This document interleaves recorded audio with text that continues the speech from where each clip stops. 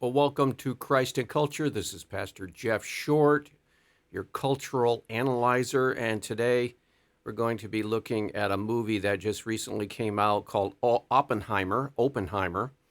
It's about the nuclear bomb that was invented during World War II and about the chief scientist who designed the bomb and pulled together a team of other scientists to actually manufacture the bomb. And when they dropped it on Japan twice, it was a success and it ended World War II. It ended the war in Japan specifically, but it was the final straw on the powers against the Allies, the Axis powers. So the movie does a good job of detailing how this bomb was made and all that went into putting it together and pulling together the scientists and everything. And it's centered on Oppenheimer, who was a genius in his own right, and yet he was able to bring together other scientists who could also work together as a team and actually put together a most important invention. It's probably one of the most significant inventions of all of human history, and that is they found a way to split the atom, and by splitting the atom, they released a tremendous amount of energy. And so they could take a bit of material, which was only a little bit small, and then they could use that to blow up a whole city. And they actually blew up Hiroshima and Nagasaki in Japan, and that was what finally ended the war in Japan. So short term, it was a success. Now, long term, introducing such a weapon into the world was not a success. Now, there were all kinds of arguments for and against using it, bringing such a terrible device into the world. We needed to do something to avoid losing hundreds of thousands of American lives and Allied lives in trying to defeat Japan, because they weren't giving up, they weren't surrendering. Germany had already been defeated at this time, but Japan was a holdout, and so they kept on fighting. We had to do something to end the war, or else it might have lasted a year or two longer with hundreds of thousands of more lives lost. And no one was really interested in that during that time. I think everyone was tired of the war. It was devastating for almost all the nations of the world. And so to bring a swift into it, the bombs were dropped. Now, there was a moral question about doing this because you were actually killing many, many civilians. And you were actually causing death and destruction on a magnitude that has never been seen before or since. And there have only been 2 atomic bombs dropped on populations, and that was the event that happened in Japan when they dropped these 2 bombs, one on Nagasaki, one on Hiroshima. And we were here 70 plus years from those droppings, and we still haven't had some kind of a bomb dropped or a mistake made, although we've come close. There have been many near misses, near mistakes that have occurred in the history of our planet since those 2 bombs were dropped, but no one has ever dropped a bomb or used an atomic bomb on a population center. So that is a blessing. That is something to praise God for. Now, as a Christian, when we look at the situation that we are in right now, we know that you can't put the genie back in the bottle. People have this technology.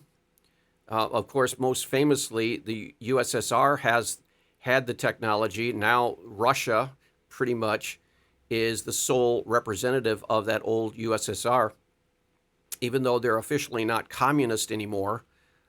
Lately, they've been acting more like a communist state with Vladimir Putin in charge, and they still have lots and lots of atomic weapons, and these weapons can be targeted to U.S. cities if need be. So we're still in the same situation as far as we were right after the war.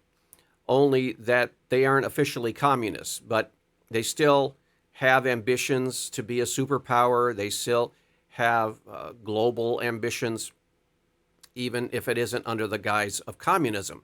So we have nations now. Also, another factor is that we have Arab nations and Arab terrorist groups that are trying feverishly to try to develop one of such nuclear bombs. And that has been the problem in Iran for, I think, decades now. The Iranians are trying to desperately come up with some kind of a nuclear device so that they can enter into the nuclear club of nations.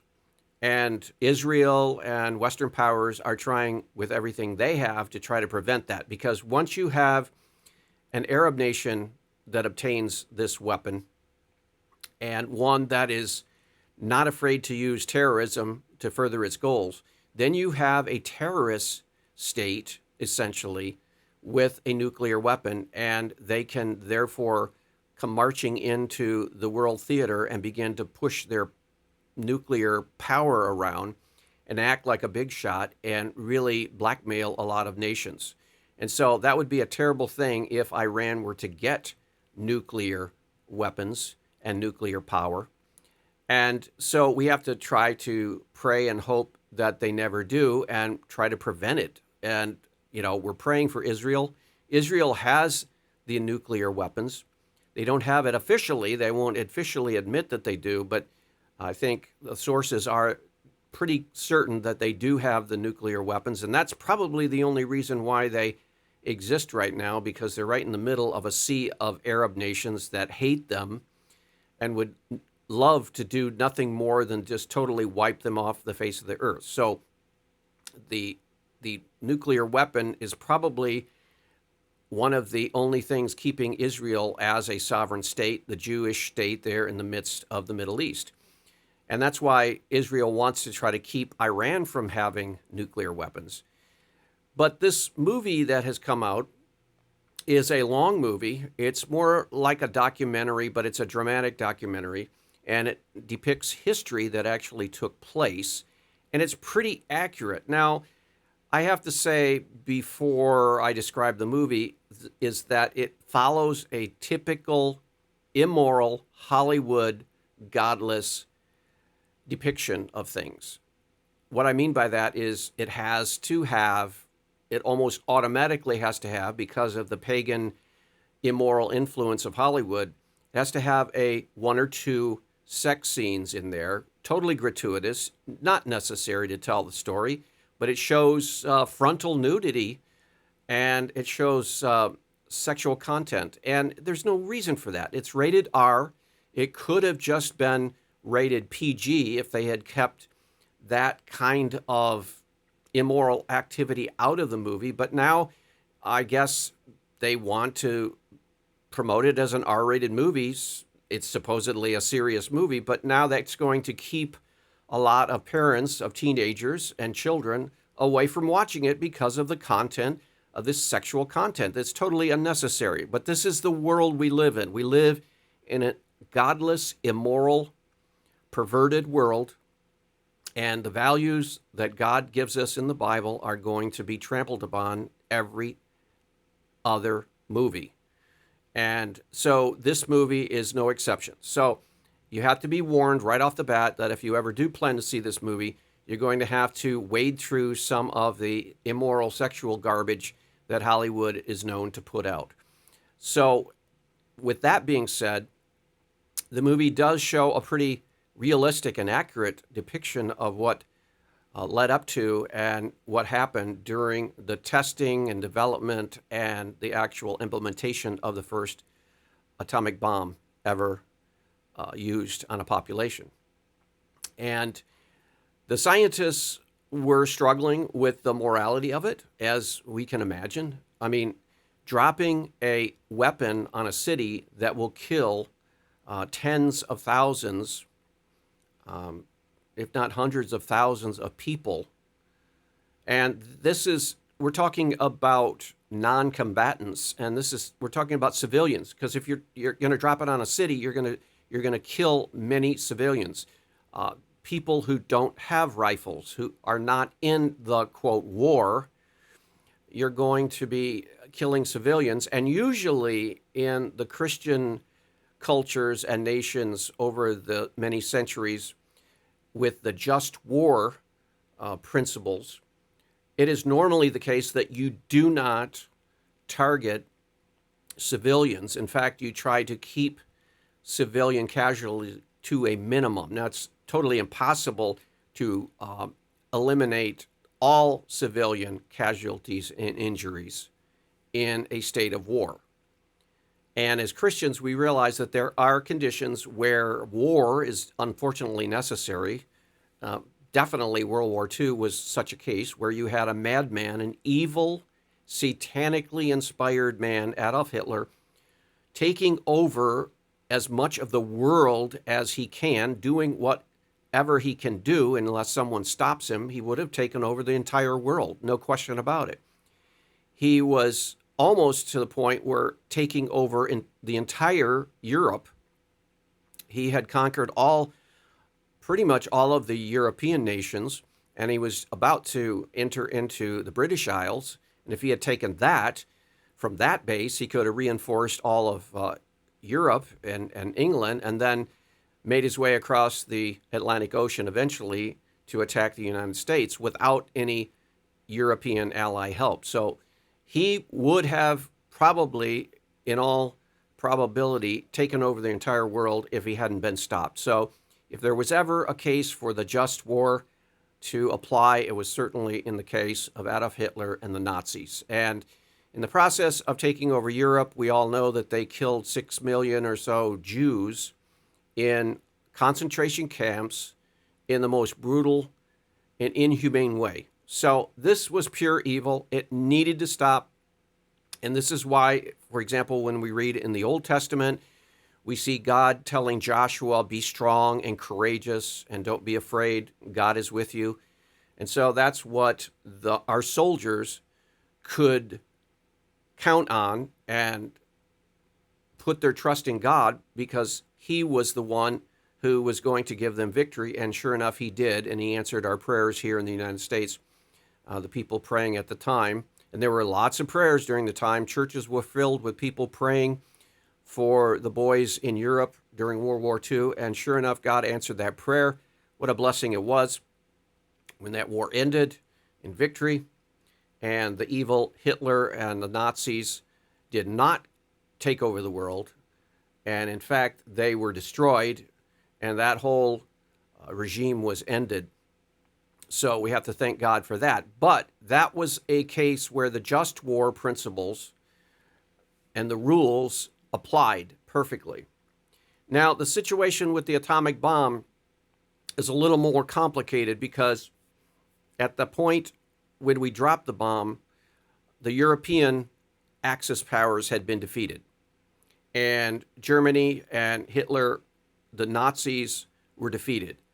So the only thing remaining to put down was the Japanese army. And they were ferocious, brutal, ruthless soldiers who would indeed, like the Nazis, kill indiscriminately and brutally.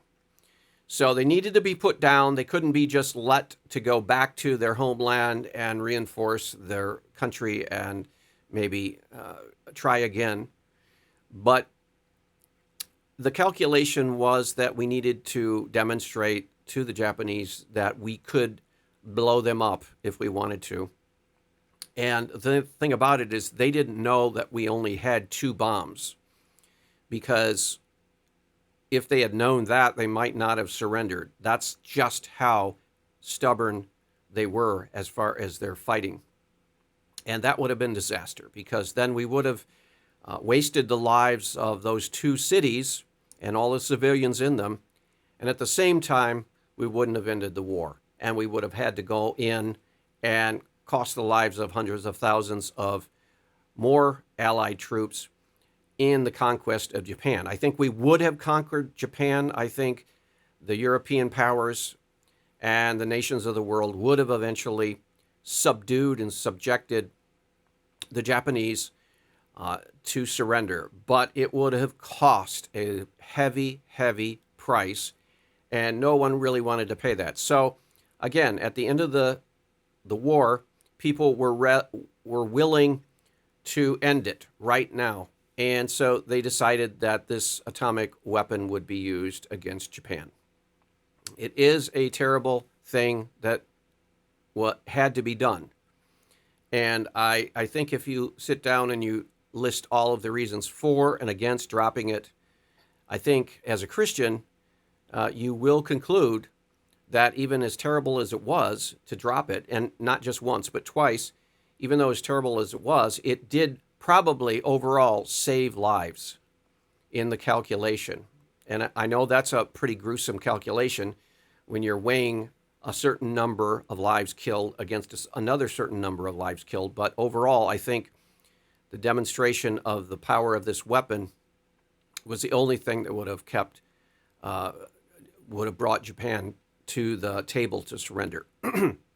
So they did drop it, and this movie does depict a lot of the challenges that they had to creating this. They had to create an entire town, essentially, in New Mexico, Los Alamos, New Mexico, out in the desert. And they had to pretend that it was for something other than what they were actually doing. And they had to keep it secret enough so that the Japanese didn't know about it, or others didn't know about it.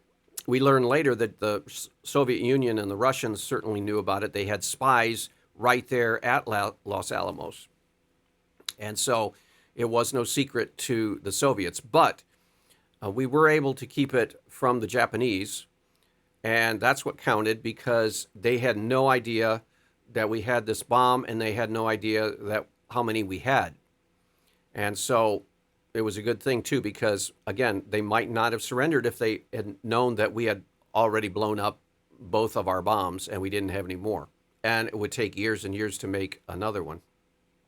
So the bombs were dropped, and Japan did, in fact, surrender, and the war was ended, thank God. But was it something good, or was it something bad? Well, again, it was a short-term good. It ended the war.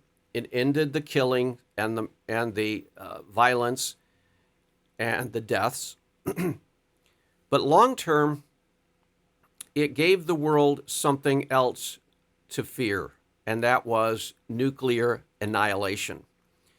And when we look at the state of the world since those droppings of the bombs, we realize that the world has lived under a cloud of nuclear fear. And this was particularly pronounced during the 50s and into the 60s, when the Soviet Union was building up its nuclear arsenal. We quickly realized that the Soviets did have plans for a nuclear bomb.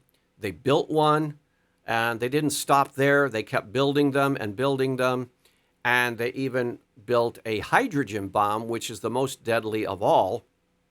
And so far, they have exploded the most powerful nuclear weapon ever exploded, and that was a hydrogen bomb that they blew up. And that thing would pretty much wipe out not just a city, but probably a number of cities. It's so deadly powerful.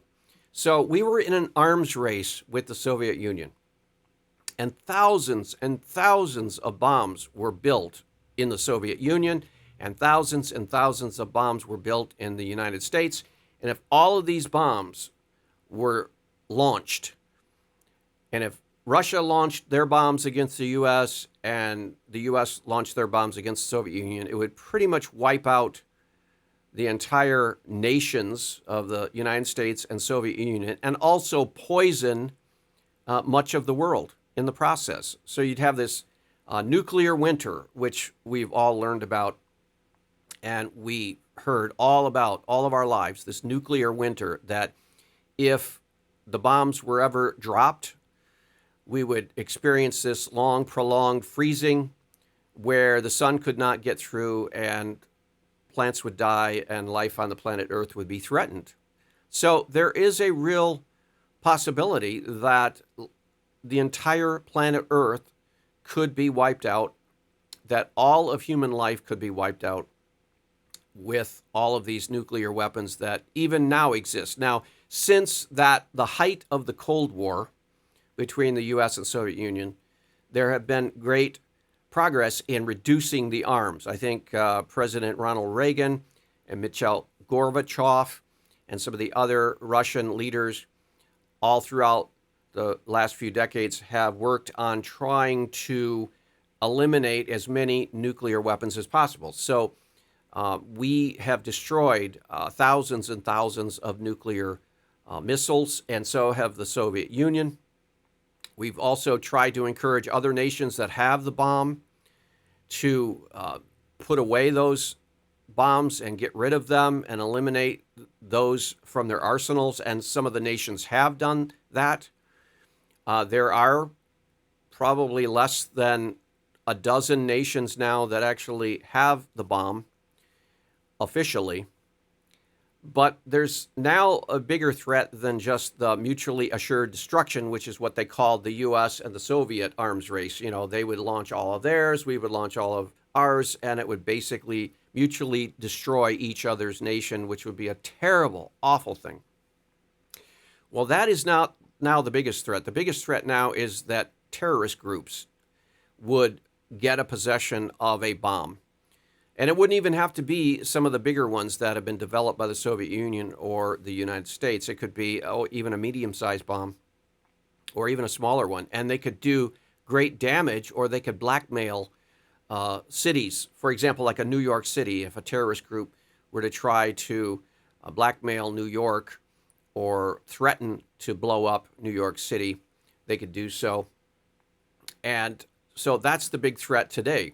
So what has happened is this bomb and its development and its use has introduced to the world a power that really, as Christians, we realize that men and women are fallen into sin.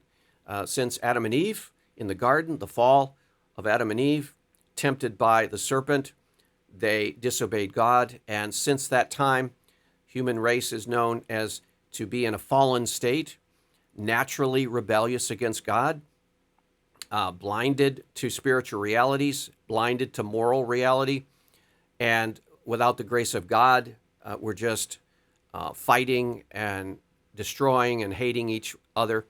And unfortunately, the history of humanity has been one of much bloodshed and warring, selfishness, greed, along with all of the other good qualities that humanity brings to the planet Earth. So right alongside of all the good is all of this evil and bad and sin. And that's the way humanity is. It's a mixture of good and bad. We're all made in the image of God. Everyone on the planet Earth is made in the image of God. And they have a mixture of goodness and badness. And unfortunately, it's the evil and the sinful, rebellious nature of man that is the biggest threat. And so, as Christians, we are surprised somewhat that after 70-some years, no one has tried to destroy another nation with an atomic weapon. I just see it as just the common grace of God that's kept this away, and the prayers of a lot of people. But to be realistic, that state of condition that we're living under right now, where we haven't seen any nuclear weapons, we know because of the fallenness of man that it's just a matter of time before some sinner pushes the button and some sinful group uses it for terrorist purposes, or some fallible, sinful human being makes some kind of mistake and pushes the button and destroys an entire city or destroys the lives of hundreds and maybe even millions of people in a major city. And we know that that is probably going to happen, unfortunately, sadly. And that's not the only threat. We now know today that we have the capability of altering the genome. We have these viruses now that can be created in the lab. We just experienced the COVID-19, and there's good evidence now that it was created in a laboratory, or it was brought into a laboratory and synthesized in the laboratory and made to be stronger and more virulent. And we know now that it would probably, the origin is a lab leak there in Wuhan, China. And we saw all the destruction it caused, just the thousands and hundreds of thousands of deaths that resulted from this one virus.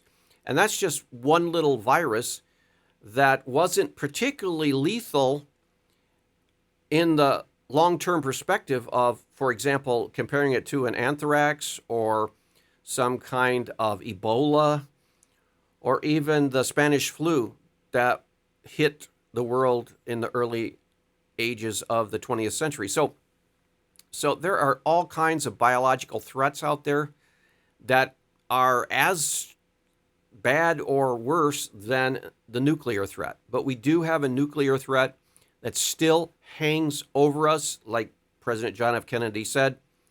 It hangs over us like Damocles' sword, in allusion to Greek mythology. And we live under that, and we've grown used to living under that.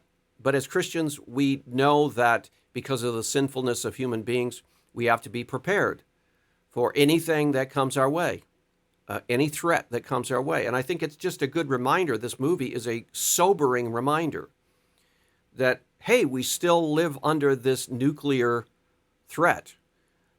For many years since the fall of the Soviet Union, it's been very easy to forget about that because USSR was our major competitor, and they were the ones that had the most nuclear weapons. And now that they disbanded, the thought was, hey, we're not in as much of a threat as we were before for nuclear annihilation. Well, this movie is another sober reminder that, hey, we are still under the nuclear threat, and we need to continue to pray that God spares the planet Earth from that. But unfortunately, if history proves anything, there will be some sinner who will push the button or will use it for a terrorist purpose, or some rogue nation launches a bomb, and it will happen, and we have to be ready for that. And we have to be ready for that reality, and we need to be able to trust God. So I would say right now we need to get ourselves in a right relationship with God, get close to God, learn how to pray, and learn how to stand on God's promises, and use all of the spiritual and moral resources we have to be ready for that time when we face another threat. The last threat that we faced was this COVID-19, and that lasted at least 2 years, maybe even 3. And we got through it by the grace of God, and I know that we can get through whatever happens in the future with the nuclear threat. We just pray that our leaders, for wisdom, the Bible teaches us to pray for those in authority. We need to pray for our governments, and not just our government, but because the world is such a global and connected place, we need to pray for other leaders also. Pray for the Soviet Union and pray for Putin that he won't be a crazy madman, won't be like a rogue dictator who wants a power grab. We just pray for also the leaders of Iran who do not develop these nuclear weapons. And we just need to pray. And that's the most important thing to say. We'll talk to you next week. God bless.